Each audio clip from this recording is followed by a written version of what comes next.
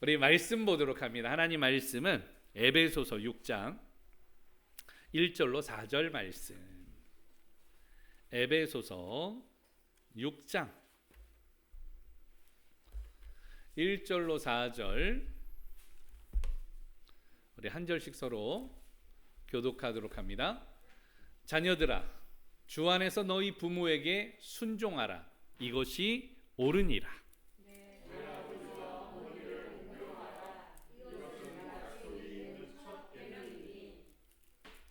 이로써 내가 잘되고 땅에서 장수하리라.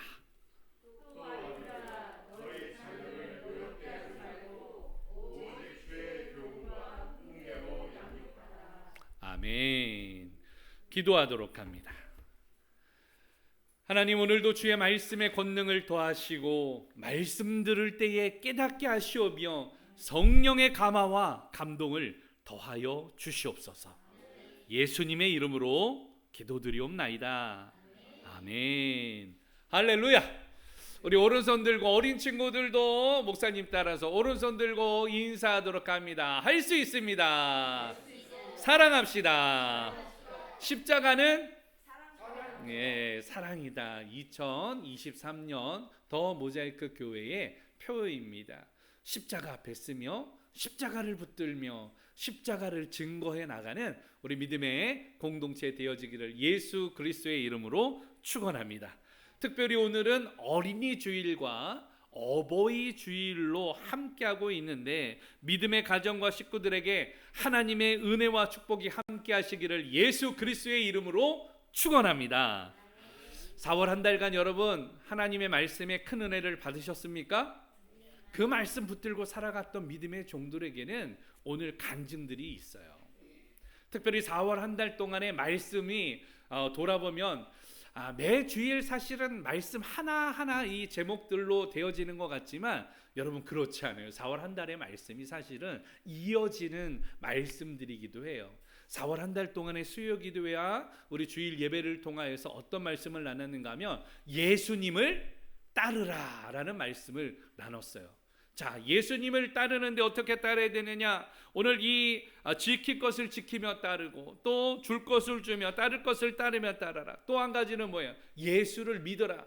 예수를 믿을 때 무엇을 믿으라 그랬어요? 길 되심을 믿고 진리 되심을 믿고 생명 되심을 믿으라는 거예요. 이렇게 예수님을 믿는 하나님의 백성들이 신앙생활을 해 나가는데 신앙생활은 어떤 신앙생활을 해야 되느냐? 슬기로운 신앙생활을 해야 된다. 슬기로운 신앙생활이라는 것은 하나님만 섬겨라, 부르짖어 기도하라, 싸워서 이겨라라고 말씀을 나눴었고, 그리고 그렇게 슬기로운 신앙생활을 하는 믿음의 사람들은 중심을 잘 잡아야 된다. 그래서 신앙의 중심을 잡으라고 말씀을 나눴어요. 신앙의 중심을 잡기 위해서는 복음을 전하고 복음을 부끄러워하지 말고 복음으로 살아라 라고 권면의 말씀을 드렸습니다. 그리고 지난주에 이러한 신앙의 이 생활을 이루어 나갈 때 그 기초가 되어지는 게 바로 무엇이냐? 가정이 교회이다 라고 말씀을 나눴습니다. 여러분, 이 가정이 교회이다. 가정이 교회인 것을 고백하는 믿음의 공동체는 서로 짐을 지는 거예요. 자기의 일을 살피는 것이에요. 좋은 것을 함께 하라라고 오늘 말씀으로 함께 나눴습니다. 그러면서 오늘 어버이와 어린이 주일을 맞이하면서 사실은 어떤 말씀을 나눌까 하다가 오늘 한번 따라서 합니다. 가정이 안전해야 한다. 우리의 신앙의 가정이 안전한가라는 것이에요. 오늘 가정이 안전해야 됩니다. 가정을 영어로 뭐라 그래요? 전하리? 영어로 뭐라 그럴까? 가정. 알고 있는데 패밀리 다 알고 있죠. 전승리도 알고 있죠. 패밀리라고 이야기합니다. 그런데 이 패밀리는 원래는 파밀리아라고 이야기를 했다 그랬어요. 지난주에 우리 가정을 살펴봤는데 이 파밀리아라는 말의 뜻은 하인이라는 뜻이에요. 이 패밀리라는 어원을 따져 들어가면은 파밀리우스라는 말과 리아라는 말이 접속어가 합성어가 되어졌는데, 예를 들면 예전에 하인이 오늘 그 주인을 위하여서 목숨을 다했던 것이죠. 그래서 패밀리라는 뜻은 하인이 가족이 되어지는 거. 결과적으로 피를 나눈 사이. 오늘 그 피를 나눌 정도로 주인을 위해서 죽었던 하인이야말로 진정한 가족이 아니냐. 그래서 패밀리라는 말이 생기게 되어졌습니다. 가정이라는 말은 국어사전적으로는 그렇게 정의를 하고 있습니다. 가장을 중심으로 한 부부와 자녀들의 공동체. 다시 말하면 가족이 사는 곳, 이게 바로 무엇이에요? 가정이라고 이야기를 해요. 대한민국의 법령을 제가 살펴보니까 건강가정기본법 3조, 제가 법정까지 들춰봤어요. 가정에 대한 정의를 볼 때에 가정이라 함은 가족의 구성원이 생계 또는 주거를 함께하는 생활 공동체로서 구성원의 일상적인 부양, 양육, 보호, 교육 등이 이루어지는 생활 단위를 말한다. 이게 뭐라고요? 가정. 한문으로는 뭐라고 이야기를 하고 있습니까? 가정은 오늘 바로 가족이 사는 곳, 이것을 이야기를 하죠. 그런데 이 가족을 원래 제정하신 분이 누구십니까? 하나님이세요. 하나님이 이 가정을 제정을 하셨고, 그리고 그 가정 가운데에 오늘 함께 사는 개개인의 일원을 뭐라 그러는가 하면 가족이라고 이야기를 합니다. 그러면 식구는 무슨 뜻이에요? 식구의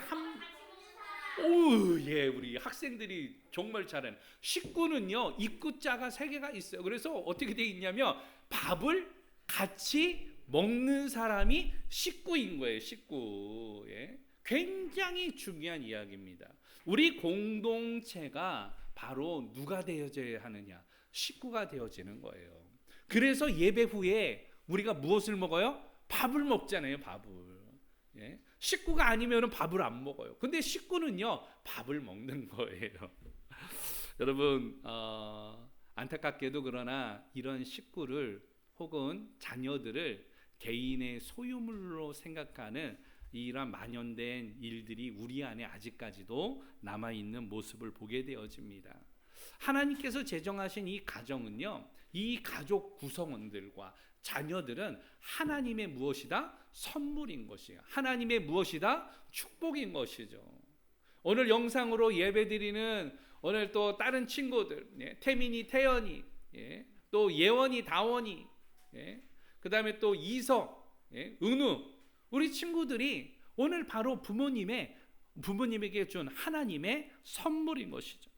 이러한 자녀들을 그럼 어떻게 해야 되느냐? 신앙으로 잘 가르치고 또 훈계하고 양육하고 돌보는 것이 오늘 부모로서의 마땅히 해야 될 일이라는 것입니다. 골로새서 3장 21절에서 아비들아 자녀를 노엽게 하지 말지니 낙심할까 함이라. 에베소 6장 1절에서는 자녀들아 주 안에서 너희 부모를 순종하라, 이것이 옳으니라 라고 말씀을 하시면서 오늘 우리 믿음의 가정들에게 말씀으로 권면을 하고 있습니다. 그러나 지난 한 주간에 안타까운 일들이 있었어요. 어린이날이 되기 이틀 전인 것 같아요. 우리 학생들이 듣기에는 조금 좀 그런 것 같은데 우리 어린 학생들은 이해하고 들어주시기를 바랍니다. 노원구의 한 아파트에서 33歳남성이 아내를 살해를 하고, 그리고 아이가 몇 살인가 하면은 살펴보니까 7개월밖에 안 됐어. 극단적인 선택을 하게 되어졌습니다. 근데 이 남성이 아이를 사랑했을까요? 사랑하지 않았을까요?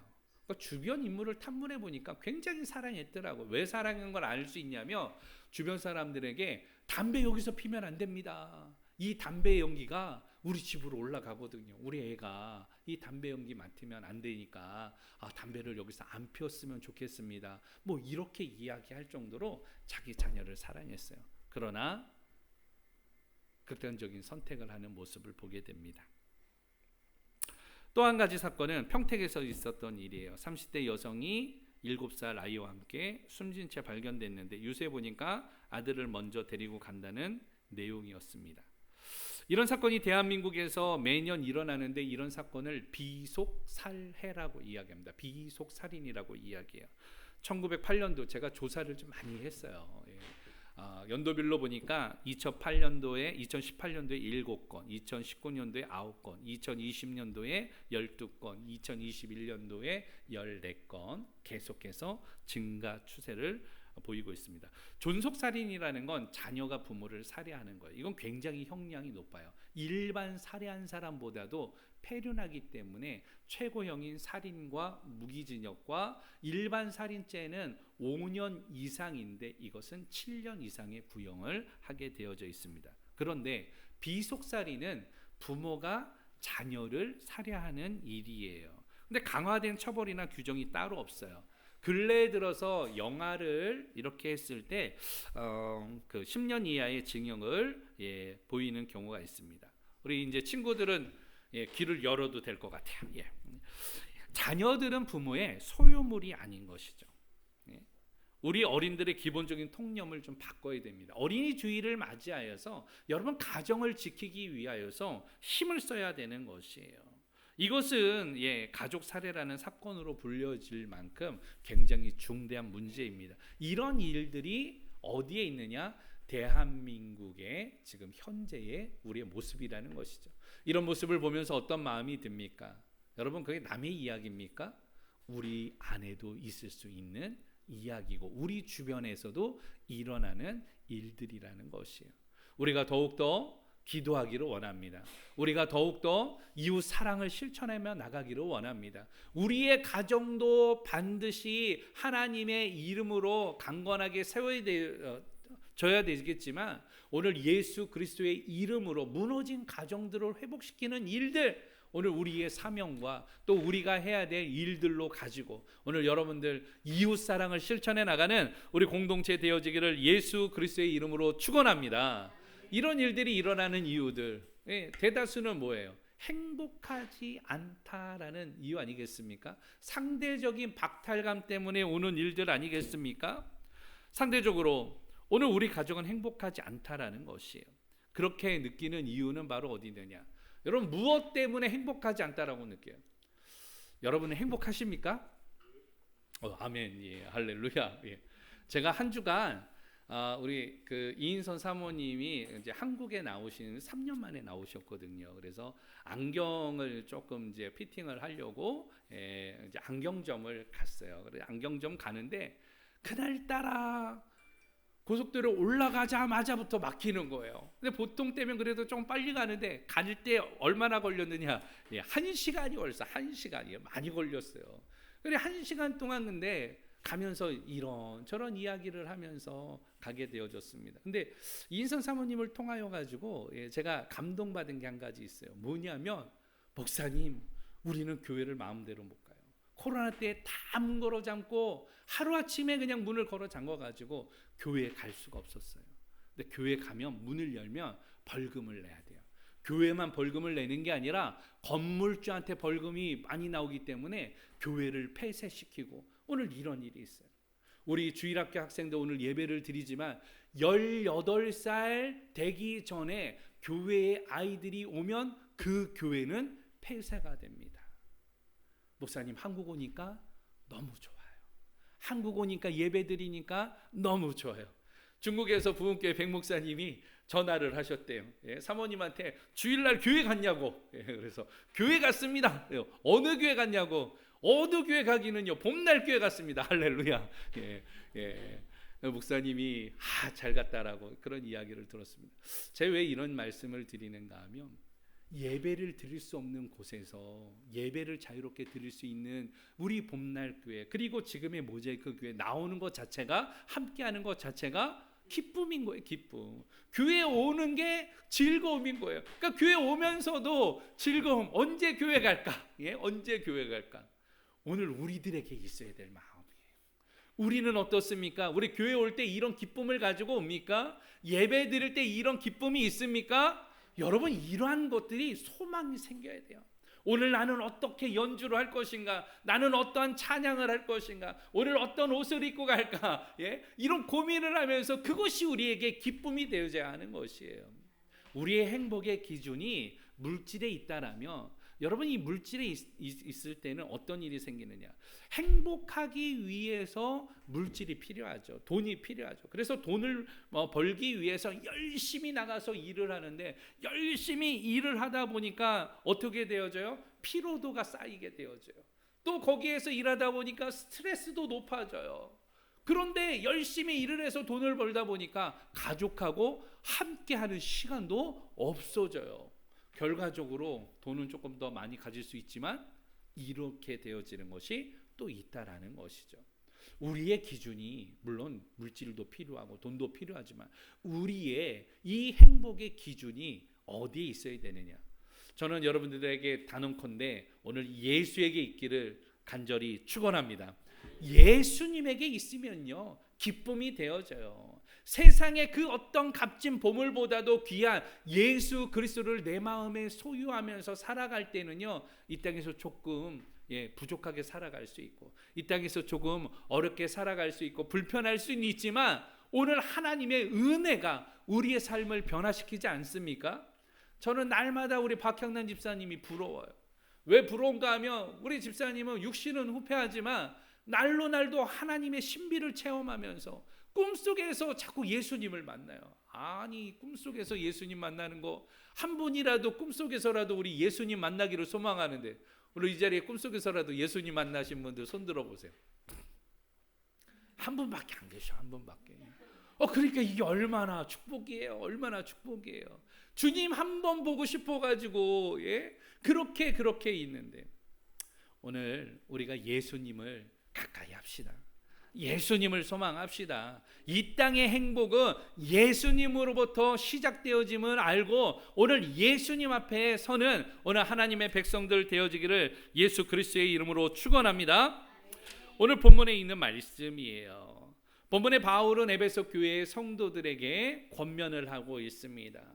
에베소라는 지역은 어떤 지역이었는가 하면 당시의 철학과 문학과 예술의 도시이기도 하였습니다. 당시에 그 위용이 얼마나 컸는지 거기에 극장이 있었는데 반으로 된 원형 극장에 몇만 명이 들어가는가 하면 그 고대에도 2만 5천 명이 수용이 가능했어요.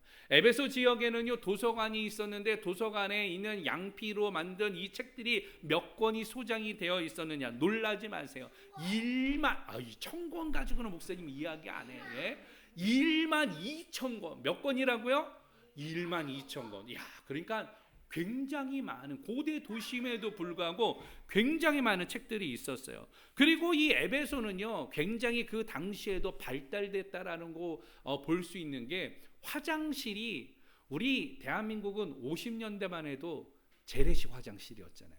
근데 이 에베소는 놀라지 마세요. AD 30년경에서 이 100년 사이에 수세식 화장실이에요. 그곳에 목욕탕을 만들고 목욕탕 물을 어떻게 했느냐, 그 더러워진 물을 이 배수로를 통해서 화장실로 내려보내면서 이 화장실에 있는, 지금으로 말하면 우리가 사용하는 수세식 화장실처럼 이렇게 만든 거예요. 그러니까 얼마나 이 문명과 이 사회가 고도로 발달되어 있겠습니까? 굉장히 발달되었던 도시 중에 하나입니다.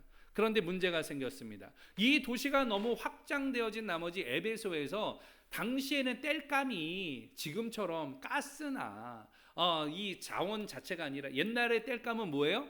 나무죠, 나무. 그러니까 나무를 벌채하고 나무를 벌목하면서 점점점 그 수요가 많아진 거예요. 그렇게 되자 산 하나가 어떻게 되어져요? 민둥산이 되어져요. 가까운 산들부터 점점 민둥산이 되어지는 거예요. 산 2개가, 산 3개가, 4개가, 5개가 이렇게 늘어난 주변에 에베소에 있는 모든 거의 다 산이 오늘 이 나무를 찾아볼 수 없을 정도가 되어졌습니다. 문제가 생겨요. 비가 오면은요, 산에서 흐르는 진흙물이 이 다니는 도시의 거리에 이 흠뻑 되어진 거예요. 그러니까 완전 그 걸어 다니면 어떤 길이 되어지는 거예요? 진흙탕길. 대한민국도 예전에 그랬잖아요. 아주 진흙탕이에요, 진흙탕. 가는 곳곳마다 진흙탕. 그런데 폭우가 오게 되어지자 어떻게 되어지느냐, 그 산사태처럼 그 흙들이 다 내려와 가지고 항구를 통하여 가지고 바다로 흘러 들어갔습니다. 그런데 바다로 흘러 점점 들어가니까 항구가 원래 있던 항구에서 물을 통하여 가지고 점점점 가니까 이 에베소에 있었던 이 땅이 점점점 바다로 자연적으로 매립지가 되어진 거예요. 지금에 가보면요, 에베소라는 지역에 있었던 항구는 몇 킬로 정도가 안쪽에 있었는가 하면 10.3km가 안쪽에서 발견되어졌어요, 항구가. 그러니까 얼마나 그 많은 흙들이 점점 이렇게 쌓여가지고 바다로 흘러 들어갔는가. 산들이 없어진 거죠. 오늘 이렇게 되어지면서 그 도시가 나중에는 흥왕에 되어지는 게 퇴색되어집니다. 특별히 그 도시에는 신상들이 있었어요. 아데미 신상을 섬기게 되어졌는데 놀랍게 바울이 이 지역에 가가지고 전도를 하는 거예요. 전도를 하는데 2차 전도할 때에 하나님께서 그곳에 브리스길라와 아굴라를 통하여서 가정교회를 세우게 하십니다. 그러면서 복음을 확산하는데 유대인들이 와가지고 핍박을 하거든요. 결과적으로 바울이 이 전도 사역을 통하여서 사역지를 옮기게 되어질 때에 여기에 있는 교회를 무너뜨릴 수 없으니까 거기에 누구를 뒀는가 하면 브리스길라와 아굴라를 오늘 이 평신도 사역자로 그곳에 세워놓고 전도를 하게 되어집니다. 그리고 나서 3차 전도 여행을 할 때에 바울이 이곳을 갔을까요? 안 갔을까요? 갔어요. 에베소에 갔어요. 에베소에 갔는데 이전에는 짧게 머물렀지만 이곳에서 2년 동안을 머물게 되어져요. 그러면서 회당에 들어가 가지고 복음을 전하게 되어지는데 처음에는 바울의 말씀의 권능을 받았던 이 말씀의 권능을 알았던 사람들이 박수를 치면서 환호를 했지만 유대교에 대한 관점이 아니라 복음을 전파하니까 유대교의 회당에 있던 사람들이 오늘 바울을 쫓아내게 되어져요. 바울은 오늘 이 사람들과 함께 두란노 서원에서 말씀을 강론합니다. 2년 동안의 말씀을 선포합니다. 그곳에서 제자들을 양육을 하게 되어진 것이에요. 그러면서 이 에베소 지역에서 성경을 쓰게 되어지는데 바로 어디 있느냐? 고린도 지역에 있는 성도들에게 오늘 전서와 후서를 집필을 하게 되어지죠. 편지를 쓰게 되죠. 그게 바로 고린도 전서, 고린도 후서. 이 고린도 전후서는 어디에서 기록되어졌다? 에베소에서 기록되어졌다. 결과적으로 이런 복음의 확장이 이루어지는데 이 확장이 사도행전 19장 19절 말씀에 보게 되어지며 그곳에서 마술을 행하던 사람들이 있었어요. 아데미 신상에서 우상을 숭배하는 사람들이 있었어요. 그런데 이 사람들이 바울의 전한 복음을 통하여서 그 사람들이 갖고 있었던 마술 책들을 가지고 와가지고 불태우게 되어집니다. 그러면서 이 에베소 지역에 부흥이 일어나게 되어져요. 그 책들에 모아가지고 불태운 책들을 보니까 5만이나 되더라. 굉장히 많은 값어치와 오늘 책들이 불타게 되어지면서 그곳에 에베소에 부흥이 일어나게 되어진 거예요. 결과적으로 에베소의 부흥을 통하여서 오늘 아시아에 있는 7교회가 세워지게 되어집니다. 문제는 아시아에 있었던 7교회가 시간이 60년 이상 지나게 되어지자 어떤 일이 일어났느냐. 계시록에서 보니까 주님이 그렇게 이야기하세요. 오늘 바로 너희의 금촛대를 옮기리라. 왜 그런가 하면 에베소 교회가 잘한 일이 있었어요. 에베소 교회가 어떤 일을 잘했느냐? 오늘 그의 행위와 수고와 인내를 보았다라고 이야기를 합니다. 사도 요한을 통하여서 이야기를 할 때 악한 자들을 용납하지 않은 교회가 에베소 교회였습니다. 그런데 너희에게 책망할 것이 있는데 에베소 교회 너희들이 무엇을 버렸는가 하면 처음 사랑을 버렸느니라. 그리고 너희 교회 안에 니골라당을 받아들인 사람들이 있다라고 책망을 합니다. 니골라당은 무슨 말인가 하면 육신은 악하고 영은 선하다라고 이야기를 하는 거예요. 그래서 육신으로는 무엇을 해도 은혜로 보호를 받는다. 그러니까 이 사람들이 어떤 삶을 살아가는가 하면 방종하면서 살아가는 거예요. 그러면서 자신들이 오늘 구원받은 확신을 가진 나머지 오늘 우리는 어떻게 살아도 된다라고 오늘 신앙의 합리화를 가지고 살아가는 것입니다. 도덕 폐기론과 무율법주의를 내세우면서 그냥 우리의 믿음대로 주신 대로 살아가면 된다라고 이야기를 하고 있는 것이에요. 결과적으로 이러한 일들을 통하여서 지금의 사실은 선교를 가면 이 소아시아 지방이 어디인가 하면 작년까지는 그 나라의 이름이 터키였어요. 그런데 국호를 바꿨습니다. 지금은 투르키예라. 어우, 그래요. 우리 학생들이 잘 아는 투르키예라는 지역이에요. 투르키예라는 지역에 가면은 지금도 에베소가 있고요. 뭐 우리 관광지로 유명한 파묵갈레도 있고요. 여러 가지 있습니다. 거기에 가면은요, 데란쿠유라고도 있어요. 데란쿠유는 지하 도시예요. 여러분 나중에 관광지로 한번 가보면 좋을 것 같은데, 지하에 신앙을 지키기 위해서 100m를 땅굴을 파고 들어가 가지고 거기서 10,000명 정도가 살 수 있는 지하 도시를 만들어 놨어요. 이게 가능한 것은 거기가 석회질이기 때문에 단단하면서도 또 땅을 잘 팔 수도 있는 이런 구조라서 그런 도시가 있어요. 어쨌든 오늘 하나님의 말씀을 통하여 알 수 있는 것은, 오늘 이것을 행하지 않으면 금초대를 옮기겠다라고 말씀하셨는데, 지금은요 에베소에 가면은 교회의 흔적만 남아 있어요. 두란노 사원이 관광지로 되어 있고요. 바울의 기념교회, 그리고 사도 요한의 기념교회가 에베소에 세워져 있습니다. 투르키에는 이슬람이 되어졌어요. 그리고 그곳에는 예수 믿는 사람들을 찾아보기가 굉장히 어렵습니다. 무슨 말이에요? 흔적만 남은 교회가 되어졌다라는 것이죠. 오늘 우리들이 하나님의 말씀을 통하여서 우리가 좀 알아야 되는 것은 바로 무엇이냐? 하나님께서도 금초대를 옮기듯이 대한민국이 이렇게 되지 말라는 법이 우리에게 없다라는 것이죠. 우리의 신앙이 퇴색된다라면, 우리가 우리의 자녀들을 양육하지 않는다라면, 어버이주일과 어린이주일을 통하여서 우리의 가정이 회복되지 않는다라면 오늘 하나님이 금초대로 옮길 수가 있는 거예요. 가정이 교회인데 그 가정이 해체되어지는 일들을 보면서 여러분 좀 거룩한 분노를 느껴야 돼요. 여러분들의 가정이 회복되기 위하여서 힘을 써야 되는 것이에요. 그럴 때 하나님의 역사가 일어나지 않습니까? 우리의 믿음의 가정들이 회복되는 역사 있기를 예수 그리스도의 이름으로 축원합니다. 여러분 가정이 행복해야 교회가 행복한 거예요. 교회가 행복해야 나라가 행복한 거고, 나라가 행복해야 오늘 주님의 나라가 오늘 우리의 심령과 삶 가운데 임하는 거 아니겠습니까? 여러분 가정이 회복해 나가는 믿음의 종들 되어지기를 축원합니다.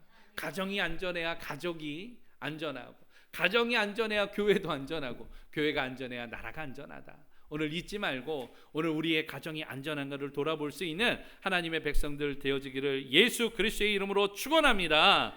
자, 그렇다면 신앙의 가정이 안전하기 위해서 오늘 바울은 에베소 교회 6장 1절에서 4절 말씀을 통하여 어떻게 권면하고 있는가? 오늘 1절과 2절 말씀을 함께 보도록 하죠. 본문 1절 2절 시작.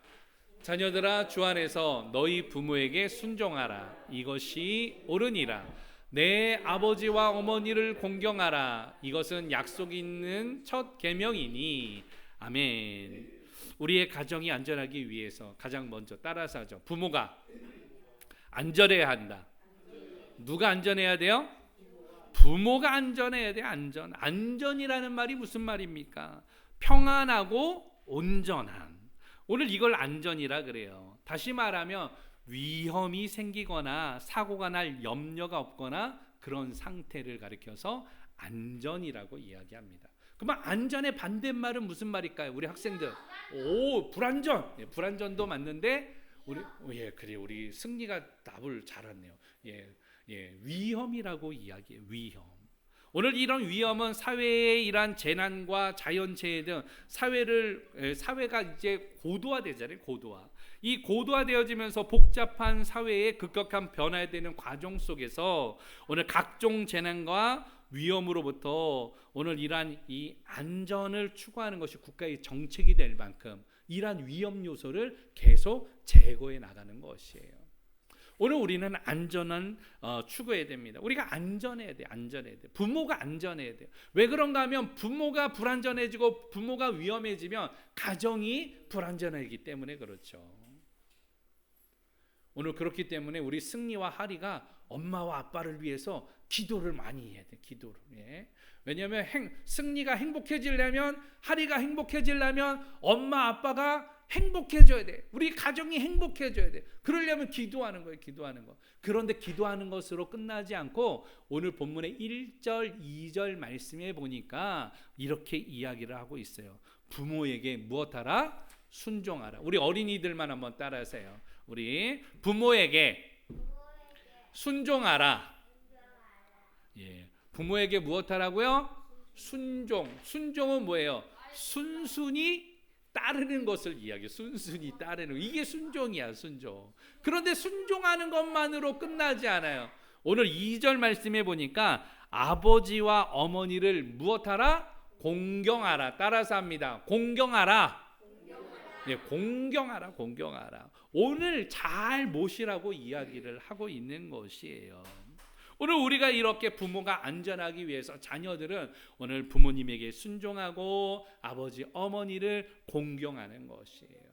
10계명의 5계명, 하나님에 대한 것이 아니라 사람들에 대해서 이야기할 때에 5계명에서 첫 번째로 이야기하는 것을 내 부모를 공경하라라고 이야기하는 거예요. 그러면서 주 안에서는 어떻게 해야 되느냐? 순종하는 게, 이게 부모가 안전하게 되어지는 효를 다하는 길이라고 이야기를 하고 있는 것입니다.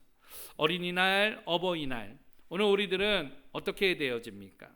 오늘 말씀을 통하여서 볼 때에 부모가 먼저 안전해야 가정이 안전하다라는 것을 알고, 오늘 우리 모두가 오늘 부모로서 우리의 가정을 지켜나가면서 부모로서 안전함을 다하는 나가는 우리 공동체 되어지기를 예수 그리스도의 이름으로 축원합니다. 우리 4절 말씀을 통해서 말씀을 정리해 보도록 하죠. 본문 4절 시작.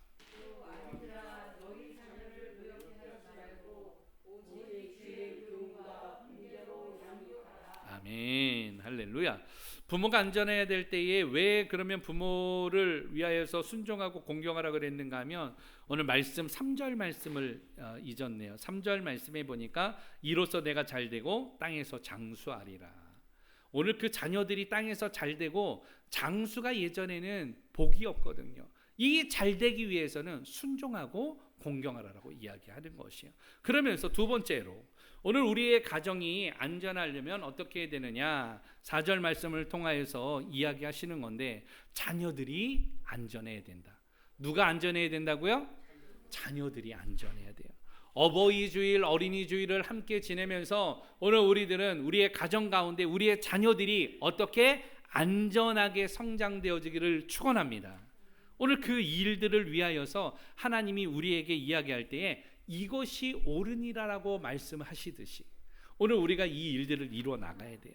자녀들을 오늘 이렇게 하지 말라라고 이야기했던, 노엽게 하지 말라라고 했던 이유는 무엇인가 하면 그 자녀들이 낙심될까 때문이에요. 또 한 가지, 오늘 이 말씀을 통하여서 어떻게 하라? 주의 교훈과 훈계로 무엇하라? 양육하라. 자녀들을 무엇하라는 거예요? 양육하라는 거예요. 무엇으로? 주님의 교훈으로, 무엇으로? 주님의 훈계로 양육을 할 수 있어야 된다. 이게 바로 오늘 우리의 자녀들이 안전하게 성장하는 가장 큰 바른 길이라는 것이에요. 세상에서는 안전하기 위해서는 바디가드를 고용해야 된다라고 이야기할지 모르겠습니다. 그러나 우리에게는 그만한 능력도 없고 우리에게는 그런 힘도 없잖아요.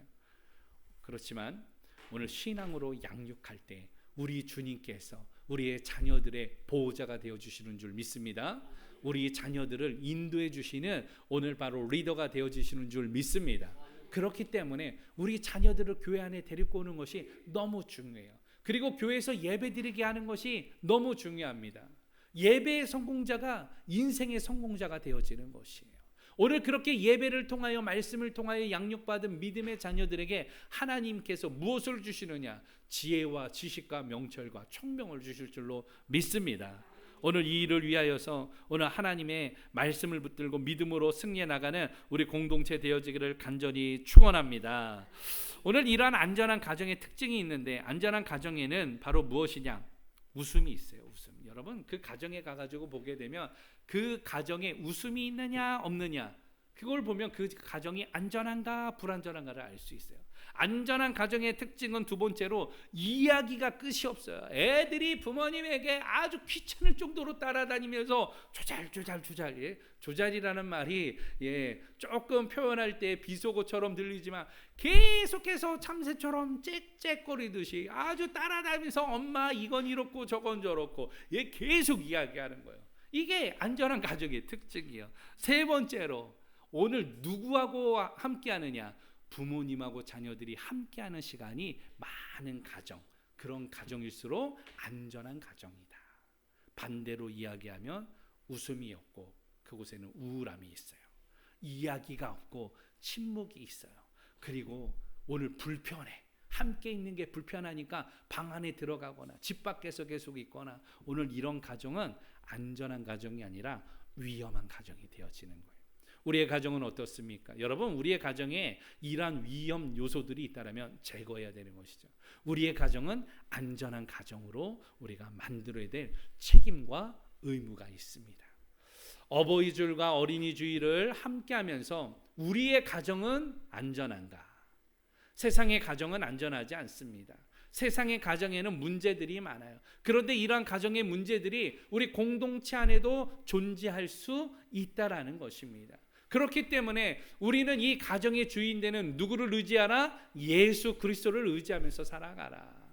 에베소에 있었던 믿음의 가정들에게 권면을 할 때에 오늘 이 에베소 자체가 아예 나중에는 무너져 버렸거든요. 도시가 없어졌습니다. 오늘 완전히 그거에 있었던 십자가와 교회도 없어져 버렸어요. 그곳에는 문학과 철학과 오늘 이러한 오늘 경제적으로 부흥했던 도시였지만 신앙을 잃어버리고 가정을 잃어버리게 되자 하나님이 금초대를 옮기시는 이 모습을 통하여서 오늘 우리들의 믿음의 가정을 세우기 위하여서 대한민국의 교회들과 믿음의 성도들이 힘을 다하기를 축원합니다. 그러기 위하여서 가장 먼저 오늘 바로 무엇이 해야 되느냐? 우리의 가정이 안전하기 위하여서 오늘 여러분, 부모가 안전해야 된다. 부모만 안전하면 안 돼요. 누구도 안전해야 된다. 자녀가 안전해야 된다. 이게 가정이에요. 가정이 안전하게 될 수 있도록 오늘 하나님이 세우신 우리의 믿음의 가정이 안전할 수 있도록 여러분 기도하기를 원합니다. 교회 안에도 위혼의 이기를 가지고 있는 가정들이 상당히 많이 있어요. 부부 간의 문제들, 자녀 간의 문제들, 이런 문제들이 우리 교회 밖에 있는 게 아니에요. 우리 교회 안에 있을 수 있는 일들이에요. 그렇기 때문에 부모로서, 자녀로서 우리가 우리의 가정들을 오늘 안전하게 지키기 위해서 가족으로, 식구로서 함께하면서 하나님이 제정하신 이 뜻을 따라서 오늘 어린이 주일과 어버이 주일 통하여서 오늘 주님 앞에 온전히 안전한 가정을 만들기로 결단해 나가는 우리 믿음의 공동체들 되어지기를 예수 그리스도의 이름으로 축원합니다.